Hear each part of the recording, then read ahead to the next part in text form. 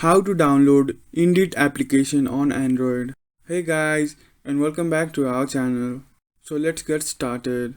First of all, open your Play Store and search for Indeed application. Here you will not see any Indeed application because this application won't support in your country. Now go to your web browser and type in Indeed APK download and go to the third website called APK Pure. Here, tap on the Indeed job search icon and then tap on Download APK. Then scroll down and tap on Fast Download. Then a pop-up will be open saying this file is harmful. You can download it anyway and install the APK Pure app and then scan the app and install it. After installing, go to the APK Pure app and search for Indeed. You will find Indeed application there and just simply download it. APK Pure is just like Google Play Store. It will help you find to search the applications which are banned or which aren't available in your country or your region. Now simply enjoy your Indeed app in your Android. So this is how you can install Indeed application on your Android mobile. If you find this video helpful, make sure you hit that like button and subscribe to our channel if you haven't done so already. Also, ring that notification bell to never miss another update from us. Thank you for watching and I'll see you again in the next video.